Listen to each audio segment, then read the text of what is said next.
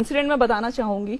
जब मैंने नया नया कह सकते हैं कि छत्तीसगढ़ में कदम रखा था, तो एक ऑपरेशन पे हम लोग बाहर निकले हुए थे और वो रात का ऑपरेशन था। अच्छा। तो बहुत ही जिसे कहते हैं घनी काली रात थी वो, और पहला ही मेरा रात का ऑपरेशन था मेरे करियर का। तो उसमें चलते चलते क्या हुआ कि एक जवान जो मेरे आगे चल रहा था, उसके बैग से लग के एक झाड़ी मेरी आंख में आके लग गई।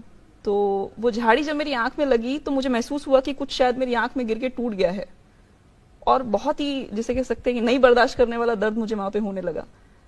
पर बात ये थी कि बहुत रात थी और हम लोग एक ऑपरेशन में बैठे हुए हैं, तो आप नहीं चिल्ला सकते हैं, आप ना ही टॉर्च जला कर ये देख सकते हैं कि आपके साथ क्या हो रहा है।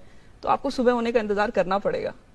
और ये समझ में आया कि आप कमांडर हैं, तो आप ये भी नहीं कर सकते हैं कि नहीं मुझे ये कुछ हो गया है भाई, ऑपरेशन को पोस्टपोन कर दो, अब खत्म करो, मुझे वापस जाना है। आपको खत्म करना पड़ेगा। तो पूरी रात में उस दर्द को लेकर के बैठी रही और मेरी आंख से लगातार पानी बहते रहा, पर मैं ये भी नहीं देख पा रही थी कि एक्चुअली हुआ क्या है। सुबह होने पे कैंप आने तक मुझे ये नहीं पता था कि मेरी आंख में क्या हुआ है। ये समझ में आ रहा था कि कुछ दर्द है। वापस आने पे देखा तो मेरी आंख पूरी तरह से लाल हो चुकी थी और समझ में आया कि कुछ लकड़ी का टुकड़ा टूट के उसके अंदर फंस गया था। और वो सब हो जाने के बाद में जब बैठ के मैं सोच रही थी, तो मैंने ये रियलाइज किया कि आप जब इस तरह के ऑपरेशंस पे या इस तरह के अभियानों में जाते हैं तो आपको अपना कंफर्ट लेवल जो है वो त्याग देना पड़ेगा। वो सीख मुझे उस दिन मिली कि अगर आप दर्द में भी हैं तो आपको दर्द में काम करना पड़ेगा, और क्योंकि आपके जवानों की जिंदगी आपके ऊपर निर्भर है तो आपको हमेशा मोटिवेटेड भी दिखना पड़ेगा। वाकई तो आपके इसी जज्बे को हम सलाम करते हैं। Thank you ma'am.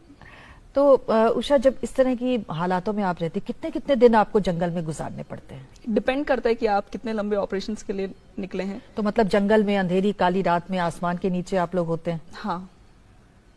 न खाने का पता है, न वॉशरूम का पता है। हाँ। बीइंग अ लेडी, किस तरह की दिक्कत स्पेशली आपको आती होगी वहां? खैर, वॉशरूम का एक इश्यू हम बोल सकते हैं कि है, पर उसको फील्ड में जाकर के आप इश्यू नहीं बताएंगे, क्योंकि आप ये नहीं एक्सपेक्ट कर सकते हैं कि अगर आप लेडी हैं और अगर आप ऑपरेशंस में अपनी मर्जी से जा रही हैं, वो भी, तो आप ये चाहें कि सरकार आपको जगह जगह पे वॉशरूम्स बना करके देगी या क्या बोलते हैं सुलभ शौचालय बना करके दे देगी जहां आप जा सकते हैं। ये थोड़ी चीजें आपको कॉम्प्रोमाइज करनी पड़ेंगी वहां पे। तो इसको कॉम्प्रोमाइज करना भी नहीं कहेंगे, it's part of your job basically. तो जब आप रात को सोते हैं तो क्या बिछाकर सोते हैं? एक प्लास्टिक शीट। अभी इसी फील्ड में है जी। तो कोबरा बटालियन में ही उनसे आपकी मुलाकात होगी और आपने जी हाँ शादी कर ली? जी हाँ, छत्तीसगढ़ में ही उनसे मुलाकात हुई। मेरे हस्बैंड डॉक्टर हैं। अच्छा, तो डॉक्टर होने के नाते तो वो तो ऑपरेशंस में नहीं रहते होंगे? नहीं, ऑपरेशंस में नहीं रहते हैं, वो हेडक्वार्टर्स में रहते होंगे। जी।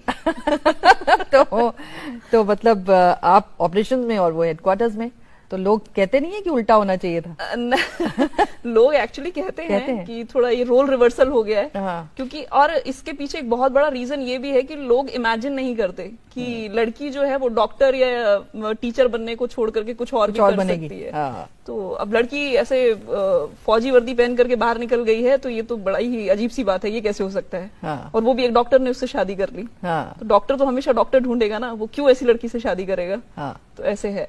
पर मैं ये कहना चाहूंगी कि डॉक्टर्स की भी लाइफ बड़ी चैलेंजिंग है फोर्सेस में, क्योंकि मेरे हस्बैंड भी लगातार इवैक्यूएशंस में रहते हैं। ऑपरेशंस का हिस्सा वो नहीं है क्योंकि वो उनका काम नहीं है, पर हमारे जवान जो इंजर्ड हो जाते हैं उनको इवैक्यूएट करना, उनको सही सलामत अस्पताल पहुंचाना, टाइम पे उनको मेडिकल फैसिलिटीज देना, ये सब उनके काम है। अब आप यूनिफॉर्म में निकलते हैं, क्या शान है आपकी? कमांडो लिखा है एक तरफ, जंगल वॉरियर लिखा है, सामने सुनहरे अक्षरों में किरण लिखा है। तो इतनी सारा जब आप निकलती हैं बाहर यूनिफॉर्म में, लोगों का क्या रवैया रहता है? बहुत वो ही, किस तरह से देखते हैं आपको? मैं कहती हूँ बहुत ही रिस्पेक्ट के साथ देखते हैं वो, और बहुत ही मेस्मराइज होकर के देखते हैं। ये यूनिफॉर्म ये नहीं कहूंगी कि मैंने ही पहली बार पहनी है, पर बात ये कि किसी लड़की को देख करके यूनिफॉर्म में हमेशा इज्जत बढ़ जाती है। तो ऐसा लगता है कि हाँ, हमारे घरों की बेटियां जो हैं वो ऐसा कुछ कर सकती हैं। जब पिता ऐसा देखते हैं तो उनको लगता है कि मेरी बेटी जो है वो भी शायद ऐसा कुछ करेगी या वो भी शायद ऐसा कुछ बन पाएगी। मैं देखती हूँ माओं को जब वो कहती हैं कि बेटा आपके साथ एक सेल्फी लेना है, अपनी बेटी को दिखाना है। तो बेसिकली यही है कि अगर आप अपनी वर्दी से एक भी आदमी को इंस्पायर, एक भी इंसान को इंस्पायर कर पाते हैं फोर्स में आने के लिए, तो मुझे लगता है कि वर्दी का जो ये उद्देश्य है वो पूरा हो जाता है। मैं इसी बात पे आना चाह रही थी कि बहुत सारी महिलाएं और लड़कियां हमारे प्रोग्राम को देख रही हैं। आप क्या कहना चाहती हैं उन सब से, और खास तौर से अपना एग्जाम्पल देके उन्हें किस तरह से आश्वस्त भी करना चाहती हैं और रास्ता भी दिखाना चाहती हैं कि वो भी चाहें तो तमाम तरह के जालों को तोड़कर आगे बढ़ सकती हैं? जी, मैं यहाँ पे ये कहना चाहूंगी कि बेसिकली एक स्ट्रांग वुमन को यूनिफॉर्म के साथ ही जोड़ के ना देखें कि अगर किसी ने यूनिफॉर्म पहना ही है तो ही वो एक स्ट्रांग वुमन है। कोई भी लड़की जो अपने पैशन को फॉलो कर रही है वो एक, मैं कहूंगी, एक स्ट्रांग वुमन है वो। तो अगर आपका इच्छा है कि आप यूनिफॉर्म सर्विसेज की तरफ आना चाहती हो तो आप जरूर आइए, ये it's a wonderful field to join. अगर आप एडवेंचर लविंग हैं और आपको चाहिए जिंदगी में कुछ नया नया हर वक्त, तो आप जरूर आ जाइए यूनिफॉर्म सर्विसेज में। बहुत अच्छी जगह है ये, और मैं बहुत खुश हूँ अपनी यूनिफॉर्म को लेकर के, अपने प्रोफेशन को लेकर के। तो जो भी यहाँ पे आएगी, बहुत मैं कह सकती हूँ कि उसको लगेगा कि उसने जिंदगी में कुछ हासिल किया है। तो पर बाकी ये कहना चाहूंगी कि जरूरी नहीं है कि आप सिर्फ यूनिफॉर्म सर्विसेज को ही फॉलो करें। अगर आप डांसर बनना चाहती हैं, आप डांसर बनिए।